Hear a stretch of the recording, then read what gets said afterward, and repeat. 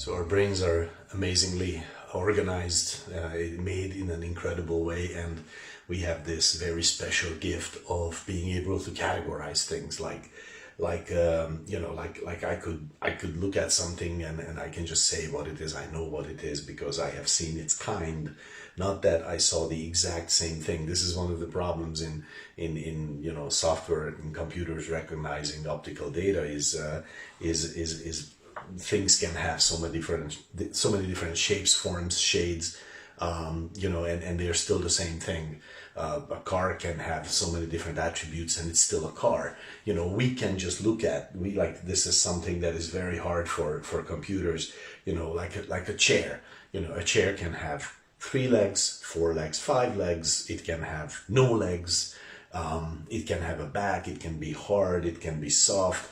It can be triangular, rectangular. It can have a zillion colors. And we look at it and we say, our brain just says chair. And that's it. It's done. It's over. We don't need it. It just works that way. It's incredible. And then we make the mistake of applying this to things where it really shouldn't be applied. And welcome to the simple truth from the Word of God. Like we apply this ability to categorize things and just label things and accept the simple labels, for example, to God in our lives. So we're believers. And that means that we know and learn. No, we don't learn about God. We learn God. We learn to know Him. We connect with Him. We know Him more and more, hopefully, in our lives through the reading of the Word of God. That's a very special thing. Through prayer, another special thing. Many ways we come to know Him.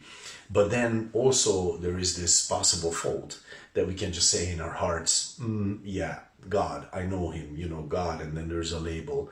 Like, okay, for example, the truth in the Word of God, God is love.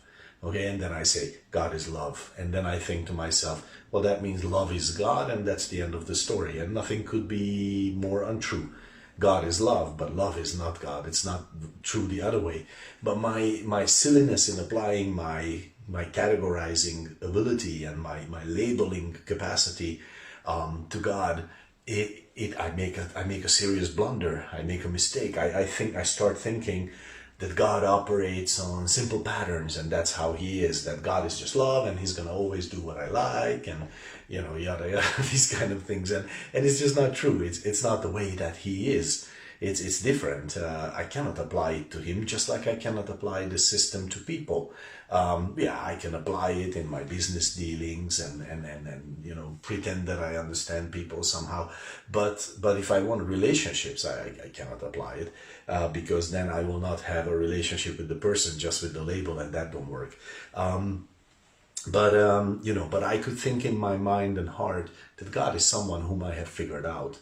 And Pastor Zoli the other day in I think it was in the church service or maybe in the Bible school, he made a great point. It was church service, Isaiah 55:9, where it says, the heavens are higher than the earth, so are my ways higher than your ways, and my thoughts than your thoughts. And this is a great point because Isaiah did not write this in the beginning of his ministry where he did not know God. But after serving Him for many years, after serving Him faithfully, after being in His presence in heaven in Isaiah 6, and yet he said this, and that's such a great point. After I have come to know God, and I have come to know God, let's say, well, what does that mean? Now I can say, oh, I know God. There is that label, and I understand Him, and that's it. No, that's the point where I say, I need to get to know God so much more. I need to get to know God again. I need to get to know God afresh. And Isaiah said this after ministering for some time. And that's the right attitude. I don't apply this categorizing idea to God because that would be ridiculous. In my relationship with God, if I use these categories, these labels that I stick on Him and I just pretend that I have figured Him out, then I will start thinking that He deserves no awe.